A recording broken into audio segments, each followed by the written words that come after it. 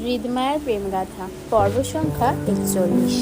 লিখেছেন রিক্তা ইসলাম মায়া, সঙ্গে আমি আছি মাহি। কিন্তু তাই বলে মায়ার কোনো দুশ্চরিত্রের মানুষকে স্বামী হিসেবে মানবে কখনোই? এখন ভোর 4টার দিকে। এত রাতে হৃদের ফোন শশীর কাছে, মানে শশীও হৃদের সাথে আছে। দুজন একত্রে কি করছে? আচ্ছা, দুজন কি একই রুমে? দুজনের সম্পর্কে এতটা ডিপ হয়ে গেছে? মায়া কি দুজনের মাঝে চলে আসলো? মায়ের ধ্যান আবারও ভাঙলো শশীর মিষ্টি স্বরের কথা। শশী সে আগের ন্যায় মায়ের উদ্দেশ্যে বলল, হ্যালো মিস, শুনছেন? হ্যালো মিস, শুনছেন পারছেন আমাকে? জি আপু, কাকে চাই আপনার? উনি কোথায়? শশী সন্ধিয়া গলায় জিজ্ঞাসা করে, উনিকে? ফোনটা যার সে কোথায়? জি সে রুমে, কিন্তু আপনি কে? উনার ফোন আপনার কাছে আপু।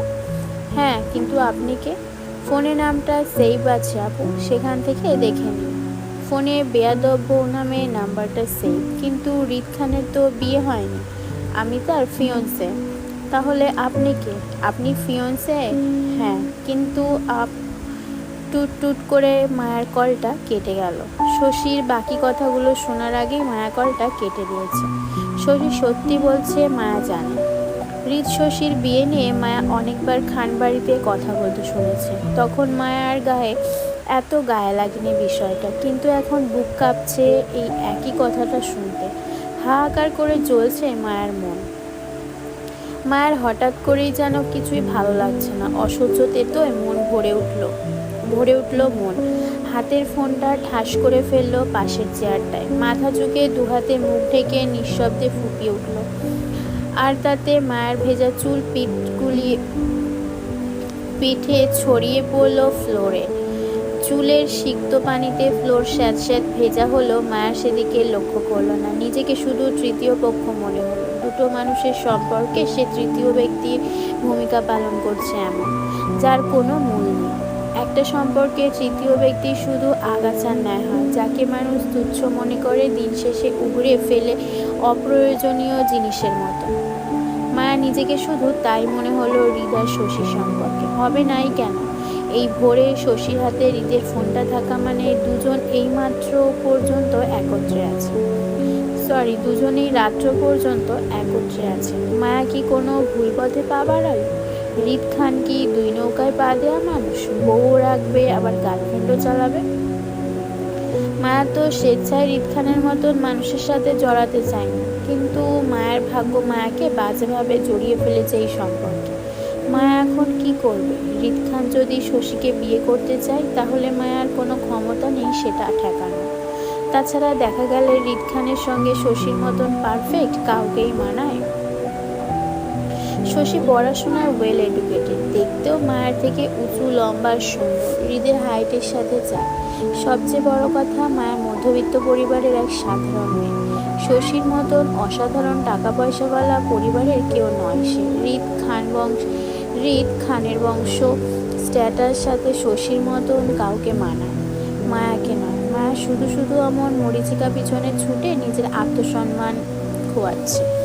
মায়াকে কখনো হৃদ খানের বড়লোকি পরিবার মেনে নেবে না। তারা শশীকেই হৃদের বউ হিসেবে খান বাড়িতে চায়। মায়া শশীর সম্পর্কে শুধু তৃতীয় ব্যক্তির ভূমিকা পালন করছে, এর বেশি কিছু নয়। যতই হৃদ খান মায়ের প্রতি আগ্রহ দেখাক না কেন, শশীর সাথে যে হৃদের একটা সম্পর্ক আছে সেটা তো মিথ্যা নয়। এই সম্পর্কের কথা সবাই জানে, এমনকি হৃদ নিজেও কখনো অস্বীকার করেনি শশীর সাথে সম্পর্কটা নেই। এমনটা তো হতে পারে হৃদ মায়াকে বউ হিসেবে চিনার পর মায়ের প্রতি ইন্টারেস্ট ফিল করায় শশীর সাথে চিট করছে। সে আসলে দুই নারীতে আসক্ত। এখন মায়ের উচিত না হৃদ খান থেকে নিজেকে দূরে রাখা? অবশ্য উচিত। যে লোক বউ রেখে এত রাতে গার্লফ্রেন্ডের সাথে রাত কাটায়, সে লোক আর যাই হোক না কেন সে মায়ের স্বামী হতে পারে। মায়া জীবনে সে সবাইকে ক্ষমা করবে, কিন্তু এমন কোনো লোককে গ্রহণ করবে না যে শরীরের তাড়নায় অন্য নারীকে ছুঁয়ে দেয়। দরকার হলে মায়া নিজের জান দিবে, তারপরও নাম দিবে না। সে এই হৃদ খানকে কখনো গ্রহণ করবে না যদি শশীর সাথে হৃদের রাত কাটানোর বিষয়টা সত্যি হয়। বিয়ে বাড়িতে এত হইচইয়ের মধ্যেও মায়া চুপচাপ। বিয়েতে মায়ের মধ্যে খুবই বেশি উৎফুল্লতা না, দেখা গেলেও একদমই নীরবতা দেখা যায়নি। সবার মতো করেই বোনের বিয়েতে সাজগোজ করলো। সুন্দর দেখতে একটা পাকিস্তানি জামা পরলো সাদার মধ্যে। জুইও সেম তাই পরলো। মায়া মাথায় হিজাব করতে গিয়েও করলো না হৃদের কথা মনে করে। হৃদের তো শশীর সাথে সম্পর্ক আছে, তাহলে মায়া কেন হৃদের কথা মেনে হিজাব পরবে বা পরবে না? মায়া অনেকটা জেদ ধরেই হিজাব পরলো না, বরং বিয়ের গেটে বরের সাথে হৃদকে দেখতে না পেয়ে আরও হতাশ হলো। মা প্রথম থেকেই জানতো হৃদ বিয়েবাড়ির ঝামেলার মধ্যে সে আসবে না, হলো তাই। কিন্তু তারপরও মায়া অবুঝ মন হৃদের অনুপস্থিতিতে আরও মিশিয়ে গেল। গাল ফুলিয়ে পার করলো সম্পূর্ণ বিয়েটা। দেখা গেল বরযাত্রীতে ফাহাদের সঙ্গে সকলেই উপস্থিত ছিল, এমনকি আয়ন, রাবি এই দুজনও ছিল। তাহলে সবার সাথে হৃদ আসলে কি এমন হতো? এই হৃদের জন্য আসিফও কোথাও যেতে পারে না, নিজেও যায় না, আবার আসিফকেও যেতে দেয় না। মন খারাপে মায়া বউ বিদায়ের সময় বরযাত্রীর সঙ্গে যেতে বেঁকে বসলো, যাবে না বলে। মায়া যাবে না বলে জুইও মানা করলো যেতে। এদিকে মায়ের মা জুইকে মুক্তার সঙ্গে যেতে আদেশ করলো, মায়াকে যেতে কড়াকড়িভাবে নিষেধ করলো। সামনে মায়ের বিয়ে, এই অবস্থায় মায়াকে কোথাও যেতে দেওয়ার দৃষ্টিকটু দেখায় বলে তিনি যেতে নিষেধ করলেন। কিন্তু জুই মায়াকে ছাড়া একা কোথাও যেতে নারাজ বলে বাধ্য হয়ে মায়াকে যেতে দিলেন তিনি। নাদিম অবশ্যই মায়ের যাওয়া নিয়ে তেমন আপত্তি জানায়নি, বরং সে নিজ থেকেই মায়া যাওয়া নিয়ে আরিফ অনুরোধ করে জানায় মায়া ছোট মানুষ, বড় বোনের বিয়ের আনন্দ যেন মাটি না হয়, সেজন্য মায়াকে বরযাত্রীর সঙ্গে যেতে দিতেন। নাদিমের পরিবার মায়ের বোনের শ্বশুর বাড়িতে যাওয়া নিয়ে কোনো আপত্তি নেই, এটাও শিওর করে। মায়ের মন খারাপের উদাসীনতা আকস্ম হলো যখন দেখলো মায়ের পাশের সিটে শশী বসেছে। মায়াকে দুঃখের সাগরে ভাসিয়ে কি সুন্দর হাসি হাসি ভাবে ভদ্রতা দেখিয়ে মায়ের সঙ্গে কথা বলছে শশী। মায়া যতই শশীর সাথে কথা বলছে ততই যেন হতাশ হচ্ছে। মায়া মনে হচ্ছে শশীর থেকে পারফেক্ট মেয়ে আর হতেই পারে না, কথাবার্তায় আচার ব্যবহারে যথেষ্ট ভদ্র। এই যে মায়া তো মন খারাপ করে বসে আছে, সেটা কিভাবে যেন শশী বুঝতে পেরে মায়াকে হাসানোর চেষ্টা করছে। অথচ মায়া শশীকে কিভাবে বলবে যে সে আসলে শশীর জন্যই মন খারাপ করে বসে আছে? মায়া নিজেকে খুব ছোট মনে হলো। কষ্ট বুক ভারী করে তাকালো কোলের উপর শশীর ফর্সা হাতটার দিকে, কি সুন্দর ঝলমল করছে। মায়া শশীর হাতের সাথে নিজের হাতের তুলনা করলো। মায়ের হাতটা হলুদে ফর্সা বলে মায়ের মন কেমন অসন্তুষ্ট হলো। শশীর মতন সাদা ফর্সা হলেই তো মায়া শশীর বরাবর হতে পারত। মন খারাপে সারাটা রাস্তা মায়া ঘুমের ভান করে শশীকে এড়াতে জুয়ের কাঁধে মাথা ফেলেছিল, কিন্তু শশীর মায়ের কষ্টটা দ্বিগুণ বাড়িয়ে জুয়ের কাঁধ থেকে মায়ের মাথাটা নিজের কাঁধে নিল যাতে জুয়ের কষ্ট না হয়। শশীর এত ভালো আচরণে মায়ের সত্যি সত্যি কেঁদে বসল। ঘুমের মধ্যে ফুপানো শব্দে শশী তাড়াহুড়োয় মায়ের কাঁধ চেপে মুখে তুলে জিজ্ঞাসা করতে লাগলো, মায়ের কি হয়েছে, কেন কান্না করছে সে? মায়াকে নিয়ে শশীর এত অস্থিরতা দেখে মায়ের কান্নার বেগ আরো বাড়ল। মায়া কিভাবে বুঝাবে শশীকে যে ওকে দেখেই তো মায়ের কান্না পাচ্ছে। রাত 9টা পেরিয়ে 10টা ঘরে। ফাহাদের 3তলা বাড়িটি মেহমানে ঠাসা। বাড়ির বড়রা নিচতলায় মেহমানদের খাবারের তদারকিতে ব্যস্ত। মুক্তাকে বসানো হয়েছে ফাহাদের পাশের ঘরটায়। মায়া জুই এতক্ষণ মুক্তার সাথেই বসেছিল, কিন্তু মুক্তাকে এখন ফ্রেশ করাতে এসেছে ফাহাদের কাজিন ভাবিরা। সেজন্য মায়ার জুই সেজুতির সঙ্গে দোতলায় ড্রয়িং রুমের সোফায় গিয়ে বসল। মায়ের মন খারাপে জুয়ের পাশে চেপে বসে। ফাহাদের বাসায় এসেও মায়ের অবুঝ মন হৃদের খোঁজ করছিল, কিন্তু আয়নের কাছে জানতে পারল হৃদ বিয়ে বাড়িতে আসেনি, তার এসব পছন্দ না। মায়া যে ফাহাদের বাড়িতে আসলো, তারপরও তাকে একটাবার দেখতে আসলো না হৃদ। আসলে মায়া ঠিকই ভাবে হৃদ খান মায়াকে পছন্দই করে না। মায়ের মন খারাপের মধ্যেই সেজুতি ট্রুথ অ্যান্ড ডেয়ার খেলার আয়োজন করে বসলো। সোফার টেবিলের ওপর বোতল রেখে তাতে সবাই গোল হয়ে বসলো। মায়া অবশ্য খেলতে চাইল না, কিন্তু সেজুতি মুখের ওপর না করতে পারেনি বলে সেও চুপচাপ বসলো। খেলায় মায়া, জুই, সেজুতি, শ্রেয়া আর সেজুতির কয়েকজন কাজিন বোনদের মধ্যে চলল। একত্রে খেলা যখন জমে উঠল, তখন মায়াও নিজের মন খারাপের দুঃখ ভুলে গিয়ে আনন্দে মেতে উঠল। উৎফুল্লতা নিয়ে বোতল ঘুরিয়ে একজনকে ট্রুথ অ্যান্ড ডেয়ার দিল। শেষবার যখন জুই বোতল ঘোরালো, তখনই দোতলার ঘরের দরজা দিয়ে ড্রয়িং রুমে হাজির হলো হৃদ, রাদীপ, আয়ন। মেয়েদের খেলার হইচইয়ের মাঝে সবাই প্রথমে ছেলে তিনজনকে তেমন লক্ষ্য না করলেও শেষে যখন বোতল ঘুরে গিয়ে দূরে দাঁড়িয়ে থাকা হৃদের মুখোমুখি পড়ল, তক্ষুনি মায়ের দৃষ্টি গেল হৃদের দিকে। মুখ তুলে তাকাতেই চোখাচোখি হলো দুজনে। হৃদ মায়ার উৎফুল্ল মুখটার দিকে তীক্ষ্ণ দৃষ্টি তাকিয়ে মায়ের হৃদের তীক্ষ্ণ নজরে হঠাৎই গাল ফুলালো। সেজুতি যখন বোতলটা তুলে আবারও রাউন্ড দিতে নিবে, তক্ষুনি বাধা দিল মায়া। সেজুতি মায়াকে বাধা দিতে দেখে আপত্তি জানিয়ে বলল, আরে বোতলটা তো কারো দিকে ঘুরে পড়েনি মায়া, বোতলের মুখ তো দরজার দিকে ঘুরে আছে, তাহলে কাকে ধরবে তুমি? মায়া বোতলটার দিক অনুসরণ করে দরজার সামনে হৃদের দিকে এক পলক আর চোখে তাকিয়ে সেজুতিকে আঙুল দিয়ে হৃদকে দেখিয়ে বলল, এখন তোমার ভাইয়ের টার্ন আপু। বোতল যার দিকে ঘুরেছে এখন সে উত্তর দিবে আপু। মায়ের কথায় সবাই ঘাড় ঘুরে দরজার দিকে তাকালো। দরজার সম্মুখে আয়ন রাদীপের মধ্যস্থে হৃদকে দাঁড়িয়ে থাকতে দেখে সবাই চমকে উঠল। সেজুতি ভয়ে মায়াকে আবারও বাধা দিয়ে বলল, আরে এসব কি বলছো তুমি? হৃদ ভাই কি আমাদের সাথে খেলছে নাকি যে বোতল ঘুরলেই হলো? তুমি ছাড়ো এসব, আমি আবার নতুন করে বোতল ঘুরাচ্ছি। মায়ের জেদি গলায় সেজুতি শুধিয়ে বলল, উনি উত্তর দেবে আপু। সেজুতি কিছু বলার আগে শ্রেয়া মায়ের হাত চেপে বাধা দিয়ে বলতে চায়, মায়া তুই হৃদ ভাইকে এসবের মধ্যে টানিস না বোন, হৃদ ভাই যে রাগী মানুষ, তোকে। শ্রেয়ার কথার মাঝেই মায়ের দরজার সামনে দাঁড়িয়ে থাকা হৃদের উদ্দেশ্যে প্রশ্ন করে বলল, কাল রাতে কোথায় ছিলেন আপনি? মায়ের প্রশ্ন করার ধরনে প্রশ্ন কম, হৃদ থেকে কৈফিয়ত চা বেশি মনে হলো সব। উপস্থিত সবাই কেমন বিস্ময়ে মায়ের সাহসিকতার দিকে তাকিয়ে। শ্রেয়া তো ভেবেই নিয়েছে হৃদ মস্ত বড় একটা ধমক দিবে মায়ের, অথচ মায়ের এমন অদ্ভুত প্রশ্নটা করার কয়েক সেকেন্ড পরও পরিবেশ নীরব। হৃদ কিছুই বলল না মায়াকে। মায়া তখনও অস্থির ন্যায় উত্তরের আশায় হৃদের মুখের দিকে তাকিয়ে। হৃদের তীক্ষ্ণ দৃষ্টি খানিকটা নরম হয়ে আসলে 6 সেকেন্ডের মাথায় নীরবতা ভেঙে হৃদ সবাইকে অবাক করে দিয়ে মায়ের অদ্ভুত প্রশ্ন উত্তর দিয়ে ঠান্ডা গলায় বলল, রাতে আমি বাড়ি ফিরে গিয়েছিলাম। কোন বাড়ি? নিজ বাড়িতে। সাথে গিয়েছিল আসিফ। একা ঘুমিয়েছেন? হ্যাঁ। সত্যি? আহা কি প্রেম।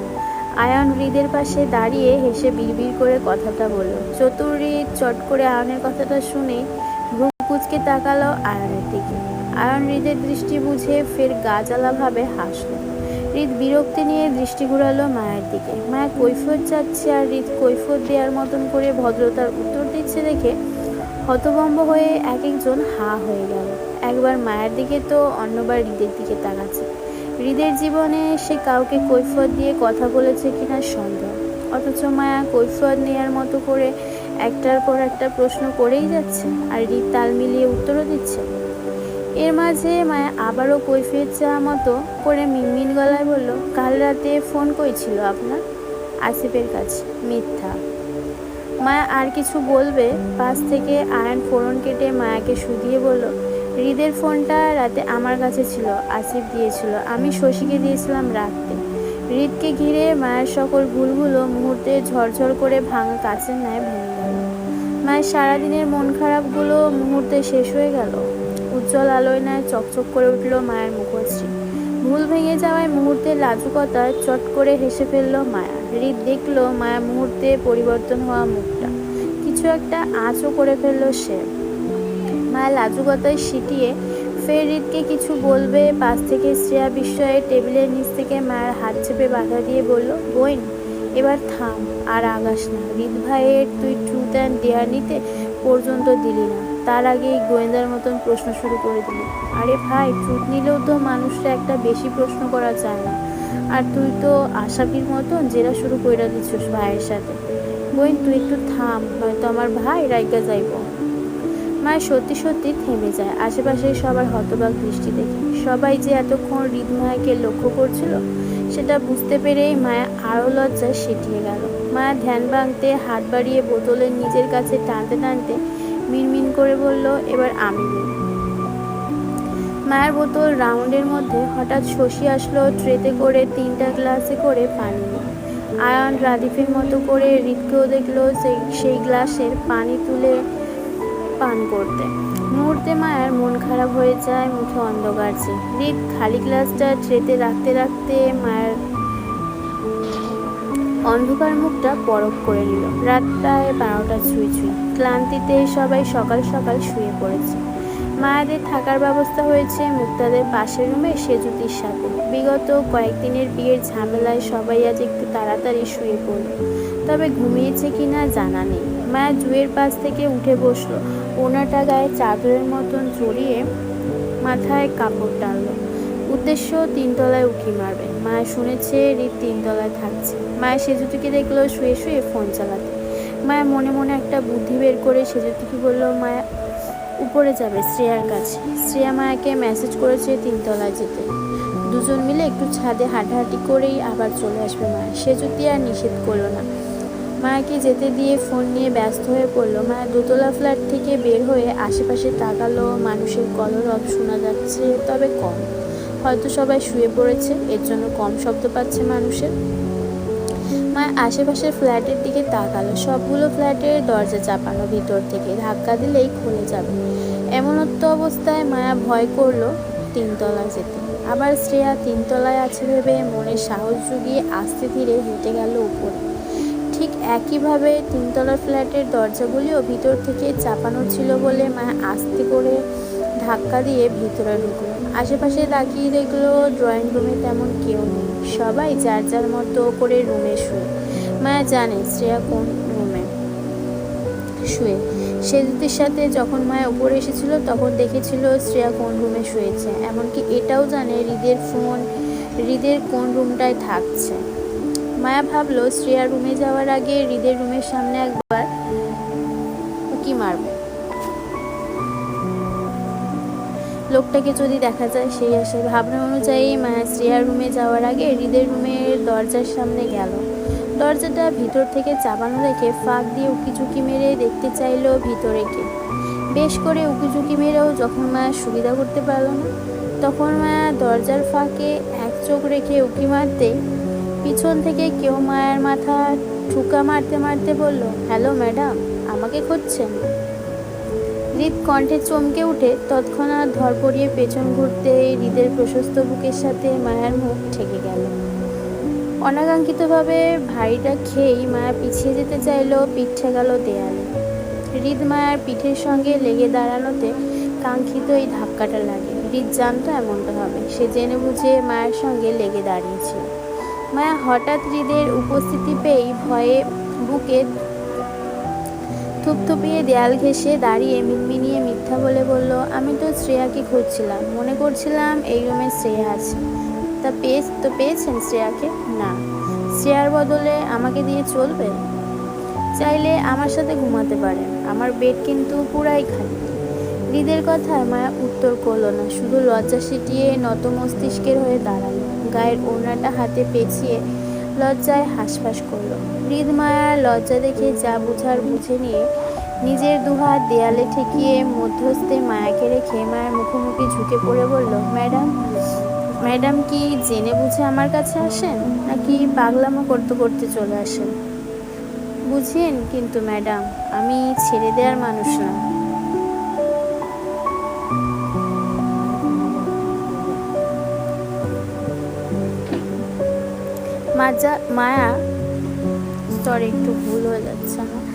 মায়া লজ্জায় আড়ষ্ট হয়ে নুয়ে গেল। গলা শুকিয়ে এলো তৃষ্ণার্থে। তারপরও হৃদকে বুঝতে দিতে চাইল না যে মায়া হৃদের জন্য এসেছিল এখানে। বরং হৃদকে মিথ্যা বলতে চেয়ে রিনরিনিয়ে গলায় বলল, মায়া, আমি তো শ্রেয়ার জন্য এসেছিলাম, ও নেই, আমি এখন যাই।